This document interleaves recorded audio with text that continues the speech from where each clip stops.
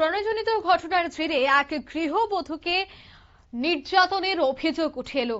অভিযোগ উঠল কমলপুর নগর পঞ্চায়েত এলাকার 11 নম্বর ওয়ার্ডে। অভিযোগের তীর রয়েছে স্থানীয় তথাকথিত মাতব্বরদের বিরুদ্ধে।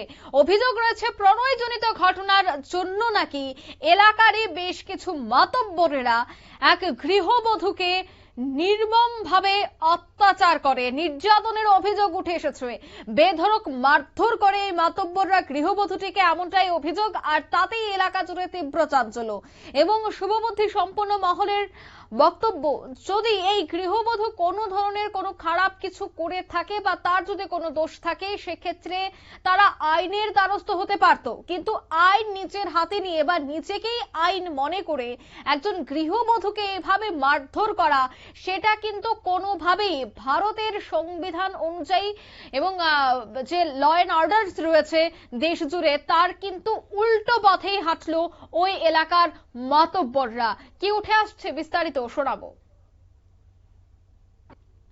সকালে তো তাইনে কালকে রাত্রে তাইনে বাইরে রাখছে, আমারে ঘরে ঢুকাইছে না, কইছে আমি গ্রাম লইয়া কাইতে হইব, আমি গ্রামের সব মদ ছাড়া তোমার আমি তুলতে পারতাম না। গ্রামের লোকে আজকে আমি তো আমার দুইটা ছেলে আছে, আমি ছেলে লইয়া ঘর আসছিলাম, তারপরে গ্রামের লোক আইছে, এসেরা আমার কাছে দরজা খুলতাম। আমি আমার ছেলে ছোট কইছে, মা তোমার মায়েরা লাগবে, তুমি দরজা খুললো না, তোমার আমি লইয়া মরবো, এই কথা কইছে।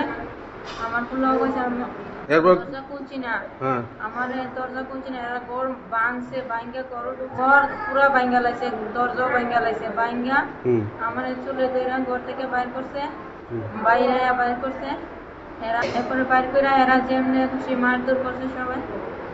এরপরে আমি কইতে পারি না কি দিয়ে আমাদের প্রথম এরা হাত পাও দিয়ে মারছিল, এরপরে দিয়া এরা দেখছি বড় বড় আমার সাইডে লাঠি আছে, লাঠি দিয়ে বাড়ি দিছে।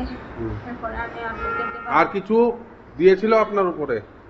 জুতার মালা দিছে, চুল পালাইছে মাথা দিকে, জুতার মালা দিছে, এরপরে চুল পালাইছে মাথা, চুল কাটছে। আপনারা শুনলেন এই গৃহবধূর বক্তব্য।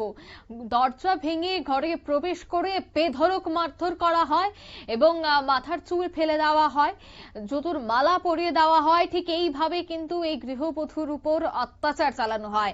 আর সেই জায়গায় প্রশ্ন, যদি কোনো ধরনের কোনো ঘটনা ঘটে থাকে বা এর পেছনে যদি কোনো ধরনের কারণ থাকে, তবে সেক্ষেত্রে আইন রয়েছে, সে জায়গায় রয়েছে পুলিশ। কিন্তু পুলিশ থাকার পরেও, সবকিছু আইন জানার পরেও কিভাবে সাধারণ মানুষ সেই আইনকে হাতে নিয়ে নেয়, তা নিয়েই কিন্তু প্রশ্ন। এবার দেখার বিষয়, যেহেতু এই বিষয়টা সংবাদ মাধ্যমে সম্প্রচারিত হয়েছে এবং পুলিশ এই বিষয়টা নিয়ে এবার অবগত হয়েছে, এবার সেই এলাকার মাতব্বর, বিশেষ করে যার নাম উঠে আসছে তাপস দাস, তাদের বিরুদ্ধে কি পদক্ষেপ গ্রহণ করে সেটাই দেখার।